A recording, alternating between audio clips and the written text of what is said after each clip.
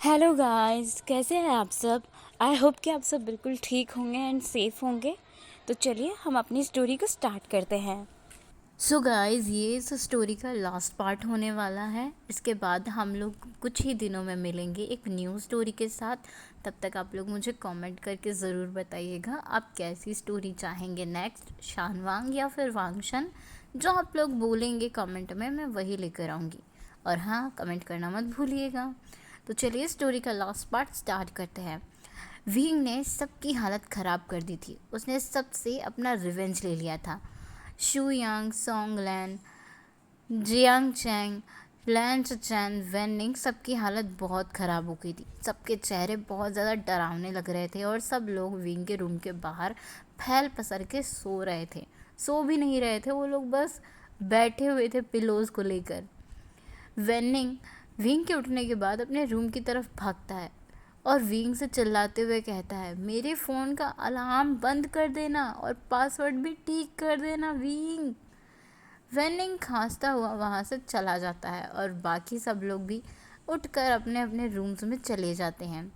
Wing और वांगजी हंसते हुए दरवाजे पर बैठ जाते हैं। दोनों हंस रहे थे। वांगजी विंग को देख रहा था। विंग हंसते हुए बार बार क्लैपिंग कर रहा था और अपने फेस पर हाथ रख रहा था। वांगजी देख रहा था विंग कितना ज़्यादा अच्छा लग रहा था, इतना अडोरेबल, इतना क्यूट। वांगजी विंग को अपनी तरफ खींच लेता है और अपने दोनों पैरों के बीच उसे ऐसे ही ब्लॉक कर देता है। विंग जो वांगजी की तरफ बड़ी बड़ी आइज़ करके दिखता है और कहता है, लंजा क्या कर रहे हो तुम, दरवाजे के बाहर हैं हम लोग, कोई देख लेगा तो। वांगजी कहता है, अब कोई देखे ना देखे उससे फ़र्क क्या पड़ता है विंग, हम मैरिड हैं और सबको पता है हमारे बीच क्या क्या होता है। सब लोग सिंगल नहीं है ना, सब लोग भी तो इंगेज्ड हैं। ब्रदर की शादी हो चुकी है और जल्दी ही 2-3 लोगों की शादियां हो जाएगी तुम्हारी वजह से। विंग मुस्कुराता है। वांगजी विंग को छोड़ता है और उसे उठाकर बेड पर ले जाता है। विंग कहता है, लंझा क्या कर रहे हो तुम सुबह सुबह, देखो अपनी नॉटी हरकतें सुबह सुबह तुम शुरू मत करना। हाँ, तुमने रात में ही मुझे पूरी तरह से खाया है और मैं बहुत थका हुआ हूँ। छोड़ो, मुझे मुझे शावर लेना है। तो वांगजी विंग को पकड़कर बेड पर पूरी तरह से लेटाते हुए कहता है, मैं तुम्हें छोड़ने के लिए थोड़ी ना शादी करके लाया हूँ विंग। और वैसे भी मुझे तुमसे ना एक और प्यारा सा विंग चाहिए जो तुम्हारी तरह ट्रबल मेकर हो और बिल्कुल तुम्हारा अल्ट्रा प्रो वर्जन हो। विंग एक बड़ी सी स्माइल के साथ कहता है, अच्छा मेरा अल्ट्रा प्रो वर्जन और तुम उसे झेल पाओगे, तुम्हें लगता है मेरे जैसे एक और विंग को मेरे साथ तुम झेल लोगे। वांगजी प्योर सी स्माइल के साथ कहता है, विंग के नोज़ को पिंच करते हुए, ऑफ कोर्स तुम मुझे इतने अच्छे लगते हो कि मैं चाहता हूँ हम एक बेबी बनाए, वो बिल्कुल तुम्हारे जैसा होना चाहिए। वांगजी विंग के ऊपर खुद को पूरी तरह से प्रेस कर रहा था और अब विंग मौन कर रहा था। विंग वांगजी के शोल्डर पर अपने दोनों हाथों को कस कर रखते हुए कहता है, और अगर मैं कहूँ कि मुझे विंग का अल्ट्रा प्रो मैक्स वर्जन नहीं चाहिए, मुझे तो लैंज़हान 2.0 चाहिए, तो फिर। वांग जी एक नोटी सी स्माइल देता है और कहता है, तुम बहुत स्मार्ट निकले। हाँ, अपनी जैसी मुसीबत को जब तुम्हें झेलना पड़ेगा तो तुम मुझसे बचना चाहते हो।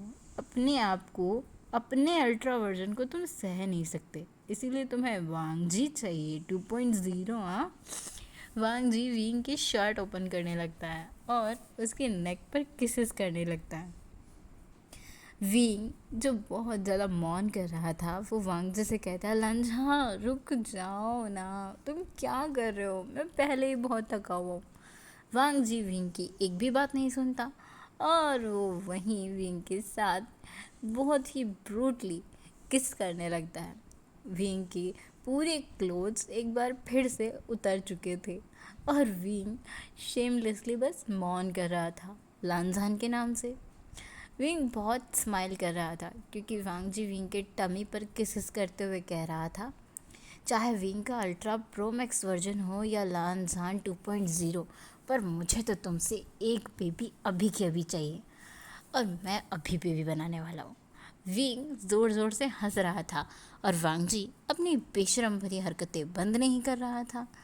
इधर दूसरी तरफ जहाँ पर बेचारा शुयांग अभी तक भी अपनी आँखों को रब कर रहा था क्योंकि उसकी आंखें बहुत जल रही थी और बुरी तरह से लाल पड़ गई थी। वो शावर लेकर जैसे ही बाहर निकला उसके फ़ोन पर एक नंबर फ्लैश हो रहा था। शुयांग बड़बड़ाते हुए अपना फ़ोन उठाता है। उस पर किसी लड़की का वॉइस सुनाई दे रहा था, शू यांग तुम कहाँ हो? अगर तुम 10 बजे तक नहीं आए तो मैं तुम्हें बहुत बुरी तरीके से मारूंगी। शू यांग डरते हुए कहता है, अरे अरे तुम ऐसा मत करो, मैं आ रहा हूँ ना, मैं बस 10 मिनट पर निकल रहा हूँ घर से, मैं पहुँच जाऊँगा, तुम गुस्सा मत हो। शू यांग अपना फ़ोन रखता है और फटाफट से अपने कपड़े पहनता है। शू यांग इतने जल्दबाजी में था कि उसने ठीक से अपने बाल भी नहीं बनाए थे और वो बस अपनी शक्ल को ठीक करके वहाँ से बाहर निकल गया था। आजकल शू यांग किसी लड़की से अक्सर फ़ोन पर बातें करता था, उससे मिलने जाया करता था। लग रहा था कि शू यांग आजकल किसी न किसी को डेट कर रहा था, पर इस बारे में अभी तक किसी को कुछ भी पता नहीं था। वांग जी और विंग को डाउट तो था शू यांग किसी लड़की के साथ डेटिंग पर है, मगर उन्हें भी अभी तक पता नहीं था और वो शू यांग से पूछ भी नहीं रहे थे क्योंकि वो चाहते थे शू यांग खुद उन्हें बताए। अब दोपहर हो चुकी थी, लंच का टाइम था।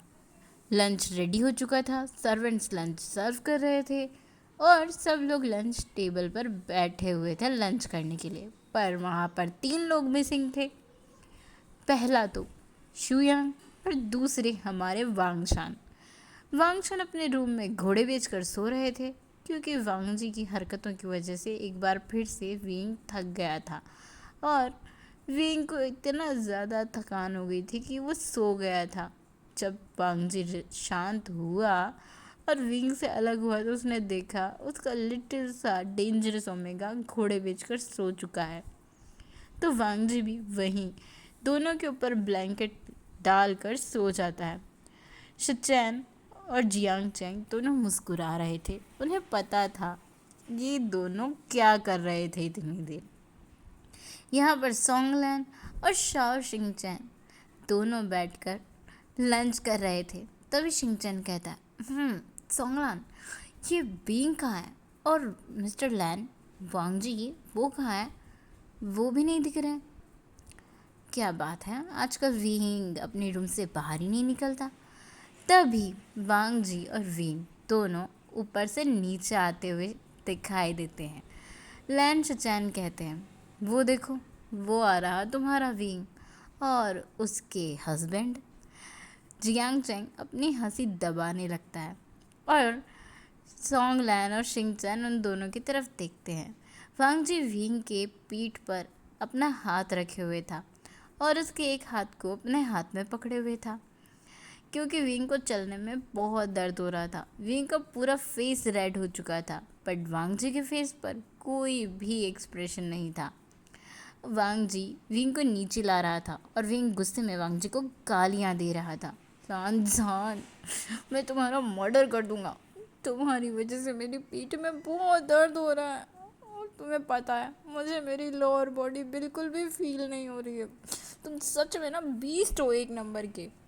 विंग वांग जी की पीठ पर और उसके चेस्ट पर पंचेस कर रहा था अपने दोनों हाथों से और वांग जी बस मुस्कुरा रहा था। दूर से ही लैन शिचैन और जियांग चेंग को पता चल रहा था। जियांग चेंग समझ रहा था कि उसका भाई ज़रूर अभी वांग जी को बहुत ही अजीब व गरीब लैंग्वेज में गालियाँ दे रहा होगा। अब वांग जी विंग को टेबल पर बिठाता है और उसकी फेवरेट डिशेस उठाकर अपने हाथों से वो विंग को खिलाने लगता है। विंग बड़ा पाउटी फेस बनाता है और वांग जी की तरफ देखता है। वांग जी स्माइल के साथ कहता है, बेबी मैं हूँ ना तुम्हारी टेक केयर करने के लिए। तुम एक बार फिर से पूरे दिन मेरी आर्म्स में घूमोगे। तुम्हें जहाँ भी जाना है तो मुझे बता देना। विंग बहुत गुस्से में था और वो वांग जी की तरफ देखकर बस पाउट किए जा रहा था।